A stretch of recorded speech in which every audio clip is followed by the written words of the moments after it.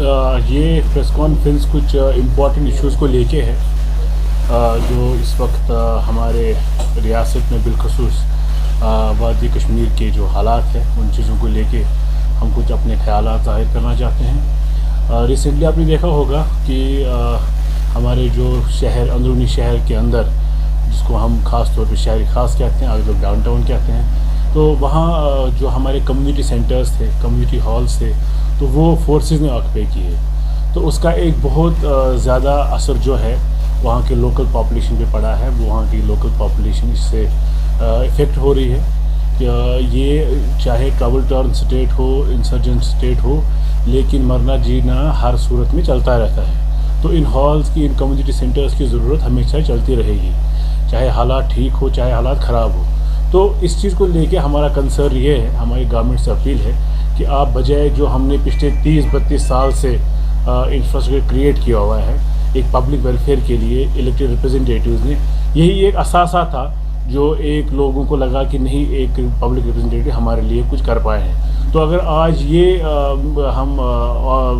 Police یا paramilitary forces کو hand over کرتے ہیں تو وہ یہ سمجھے بہت سے لوگ بے گھر ہو جائیں گے اور بہت سے لوگوں کا رزق چھن جائے گا، کیونکہ وہاں چھوٹے موٹے لوگ کام بھی کرتے ہیں اور کنسیشن ریٹس پہ یہ 5,000 8,000، جبکہ پرائیویٹ کمیونٹی ہالز لاکھوں 1.5 لاکھ کے قیمت پہ لوگوں کو ملتے ہیں۔ یہ کمیونٹی ہالز 3-5 ہزار پہ مل جاتے ہیں۔ یہ کنٹریبیوشن تھا پبلک ریپرزنٹیٹیوز کا۔ ہم چاہتے ہیں کہ کسی بھی صورت میں یہ ڈیسیجن جو ہے سرکار واپس لے لے اور آلٹرنیٹ، جیسے سیکیورٹی، ہم سمجھتے ہیں سیکیورٹی کنسرنس کو، آلٹرنیٹ اکوموڈیشن ہوٹلز میں یا باقی جگہوں پہ گورنمنٹ اکوموڈیشنز ہوتی ہیں، وہاں سرکار پرووائڈ کر سکتی ہے ان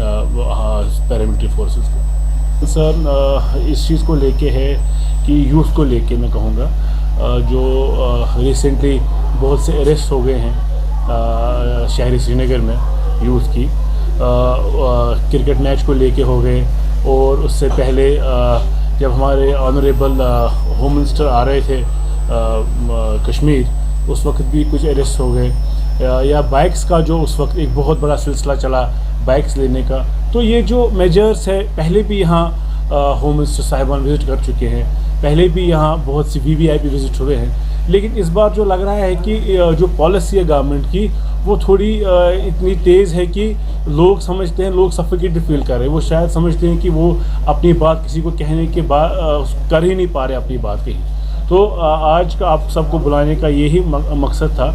کہ جموں کشمیر نیشنل کانفرنس اور Jammu Kashmir youth national conference government سے اپیل بھی کرتی ہے اور امید کرتی ہے کہ یوتھ اورینٹڈ اور جو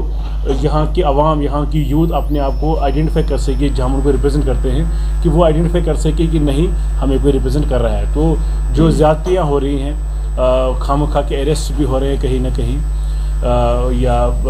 باقی چیزوں کو سیکیورٹی سچویشن کو دیکھ کے کہیں گے، تو ہمیں امید ہے کہ سرکار کو ایک یوتھ اورینٹڈ پالیسی اپنانی چاہیے، بجائے جو دبانے کی کوشش کی جا رہی ہے یوتھ کو۔ ڈاکٹر صاحب ایک بہت بڑے لیڈر ہیں جموں کشمیر کے۔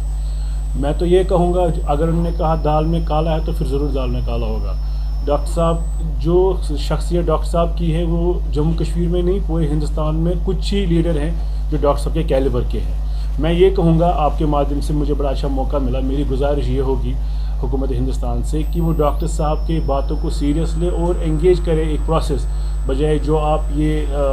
جو ہم نئے جو کریٹڈ لیڈرز کی بات کرتے ہیں، اس سے اچھا ہے جو ایکسیپٹڈ لیڈرز جو پبلک ریپرزنٹیٹیوز ہے، جن پہ لوگوں کا اعتماد ہے۔ آپ کچھ بھی کہیں، آج بھی لوگ آئیڈینٹیفائی کرتے ہیں جموں کشمیر نیشنل کانفرنس سے، اور بالخصوص فاروق صاحب کی پرسنالٹی سے، ان کی بات سے۔ تو مجھے لگتا ہے کہ اگر ڈاکٹر صاحب کچھ کہتے ہیں، گورنمنٹ آف انڈیا کے لیے اچھی اپرچونٹی ہے کہ وہ یہ اویل کرے اور فاروق صاحب کی